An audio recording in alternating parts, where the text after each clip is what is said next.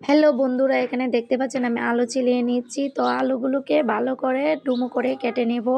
এখানে টমেটো, কাঁচা লঙ্কা, পেঁয়াজ, রসুন ভালো করে ধুয়ে নেব।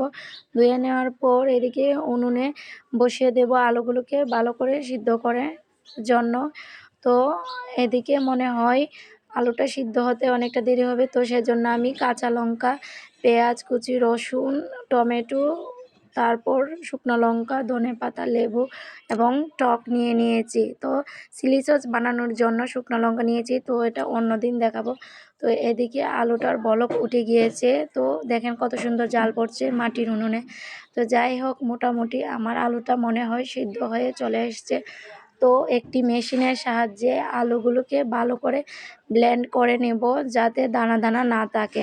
তো দেখতে পাচ্ছেন আলুগুলো কত সুন্দর ব্লেন্ড হয়েছে।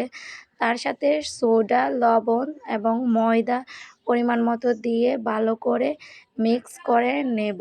নরম করে গোলাটাকে ড্রো বানিয়ে নেব। তো দেখতে পাচ্ছেন আমি নরম করে মেখে নিয়েছি। এখন গোল গোল শেপ করে অনেকগুলো বল বানিয়ে নেব। দেখতে পাচ্ছেন এখানে অনেকগুলো বল বানিয়ে নিয়েছি।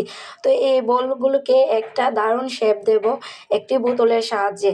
দেখেন আমি এদিকে বলগুলোকে শেপ দিয়ে এই ভিডিও করে নিয়েছি। তো আমার বোনকে বললাম, একটু তুই শেপ দিয়ে ভিডিওটা করি দেখা। তো ও এভাবে দেখালো। এখন এদিকে আবার উনুনে জাল ধরিয়ে দিয়েছি। তো অল্প অল্প বলও ঘুরছে কড়াইতে। তো তখন সবগুলো বল ছেড়ে দেব একে একে করে। এই দেখেন বলগুলো আপাতত এখন নিচের দিকে চলে যাবে, কিন্তু যখন সিদ্ধ হয়ে যাবে তখন উপরের দিকে উঠে যাবে, মিষ্টির মতো। মিষ্টি যেভাবে যখন আমরা ছাড়ি কড়াইতে তখন নিচের দিকে চলে যায়, যখন বলক ওঠে তখন উপরের দিকে ফুলে উঠে যায়। তো সেম এভাবেই হয়েছে। তারপর আমরা একটা সস বানিয়ে নেব কড়াইতে। আমি ভিডিওটা করতে পারি নাই, সরি তার জন্য। অন্য এক সময় দেখিয়ে দেব, ঠিক আছে? তো যাই হোক, বলগুলোকে ভালো করে সসের সাথে মিক্স করে নেব এবং আরেকটু জাল করে নেব। এখানে ধনেপাতা দিয়ে দিয়েছি বলক ওঠার পর, এবং সসের সাথে এগুলো মিক্স করে খেতে অসাধারণ লাগে।